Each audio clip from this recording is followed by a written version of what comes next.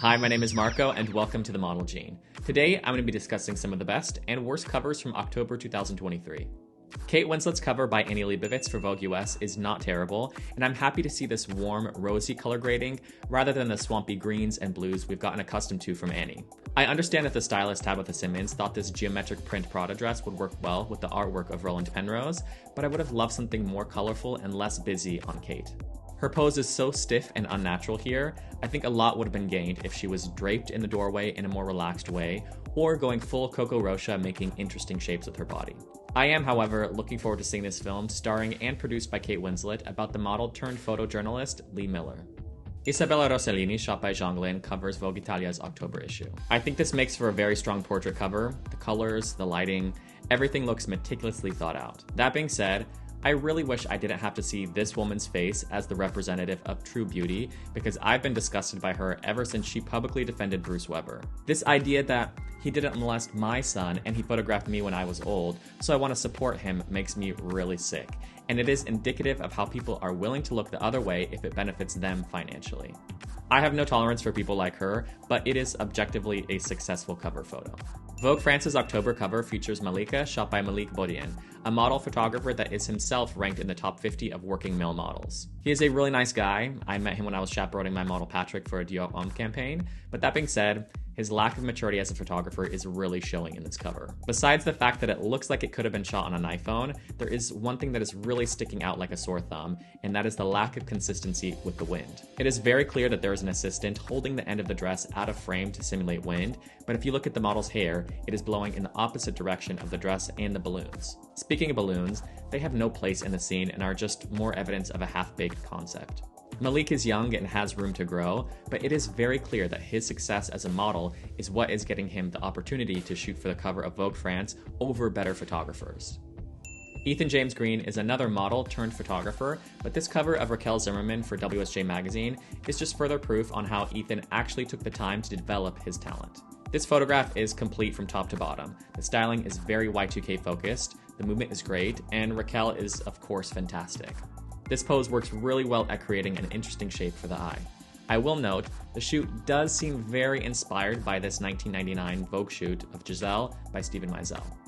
Leonardo DiCaprio and Lily Gladstone cover British Vogue this month, promoting their new film, Killers of the Flower Moon. But this image looks better suited for The Hollywood Reporter or Entertainment Weekly than a fashion magazine. I don't know if these two people hate each other, but the lack of chemistry in the accompanying editorial do not entice me to sit through the almost 3.5-hour film. The same expression is on both of their faces in every image. This is a fashion magazine, yet the mood is depressing and serious. The greatest accomplishment here is having Leo being photographed with a woman older than 25, but otherwise, this cover by Craig McDean is a big fail for me.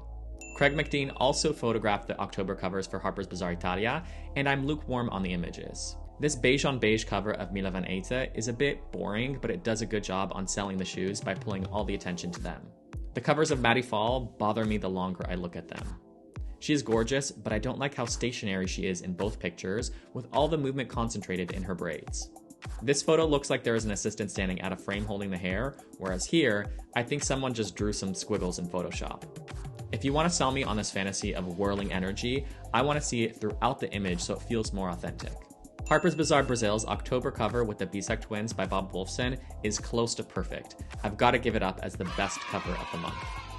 I don't think the twins aspect was necessary, but the photograph is so well balanced. Richard Avedon's influence in the positioning of the legs is clear and deliberate, but the photo still manages to feel relaxed and honest. I love the styling here, with the exception of the white sleeve covering her hand being my only complaint about the image. Black and white images can make for boring covers, but that is not happening here. Vanity Fair France and Italia's October covers is a roller coaster of highs and lows, shot by Luigi and Iango. The group shot is a disaster. I wish I never saw it and hope to never see this type of compositive image on a cover ever again.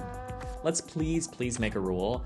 No more group shots without all the subjects being present in the room at the same time. Please. Frankenstein cover aside, there are some of the solo images that I really love.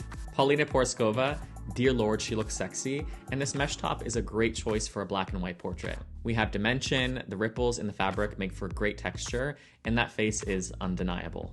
Kristen McMenamin's cover with that mess of cotton candy white hair is beautiful as well.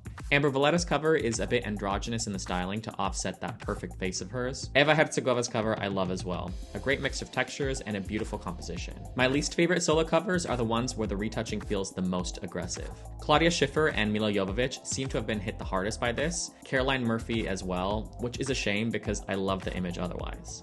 Twiggy and Lauren Hutton's photos are a bit overexposed in my opinion, and being the eldest of the models featured, I don't think that was coincidental.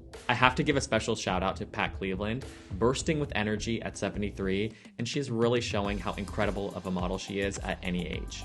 Overall, Vanity Fair did a much better job than last month's American and British Vogue covers of the supermodels, but I still think the industry is trying to figure out how to show aging and the role of retouching in that.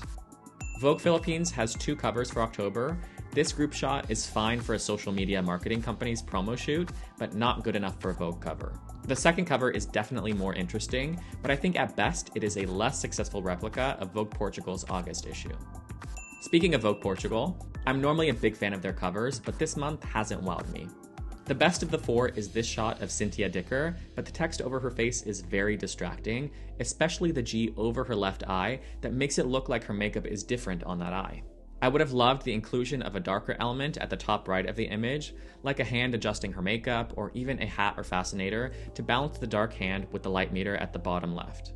The Maria Borges cover is fine for an ad, just not my favorite for a cover shot, and as much as I love Paulina Porskova, the older woman with younger boy toy feels redundant, especially after Vogue Portugal's fantastic May issue. Last and least is this cover of Cristiano Ronaldo's wife, which looks better suited for an influencer's Instagram. Vogue España's October cover of Amber Valletta has the worst use of color from any cover I can remember this year. The green mustard yellow with the cool tone jacket are clashing, and just by adjusting that to a red or orange, the photograph already looks better. If you look at it in black and white, you can see that the balance and texture is actually really nice, besides the terrible job by the hairstylist. Color is so tricky in photography, so don't let it be your downfall like it was for this cover of Vogue España. Of the 3 covers for NUMÉRO France by Jean-Baptiste Mondino, I love the solo cover, but I'm less fond of the couple shots. In Maddie and Prince's cover, I'm not seeing any chemistry between the 2 of them, and his hand placed on her stomach feels forced. Jemai and Dara's cover has a stronger connection, but I wish there was an element besides her ring that was light up by their faces so that my eye wasn't just being pulled down. Jemai's solo cover is beautiful and well balanced. My only complaint is that her legs are being cropped at her shins. I love this cover of M Magazine's Spécial Mode Homme, and this editorial is easily the best menswear story of the month. Congratulations to photographer Jack Davison on this one. This oversized turtleneck is making beautiful shapes, and the model actually has emotion on his face. Menswear shoots often have less effort put into them, but this cover is beautiful, engaging, and bold. Fernando Lindes covers Les Hommes Publicis, and I'm really not crazy about the cover. Fernando is an actor as well as a model, someone who managed to book Prada and Versace in the same season, something mostly unheard of for a male model, which shows his ability to shapeshift and play different characters. The lighting on this cover is obscuring his face, and that is not a face you should be obscuring. I'm curious as to what the goal of the shoot was, because I'm getting a Robert Mapplethorpe doing wall sits vibe. The Paulo Busti cover is extremely boring in the styling, if you want to call it styling, when it looks like the model showed up like this, but the photograph has a nice composition. It is a good picture for a test shoot, not good enough for a magazine cover. Zaquel Mendez on the cover of DSECTION magazine is so close to being great, but falling just a little bit short. The first thing I would change that would immediately elevate the photograph is to brighten up his chest area under his jacket. This area takes up so much space on the cover, and it being a dark mass isn't adding much to the photo. I would also have the model do something else with his hand rather than tuck it into his jacket, because all we are seeing is an uninteresting square piece of forearm. The cover of John Cortajarena is also fine, but I would have loved to see something more interesting with his hair for such a stationary photograph.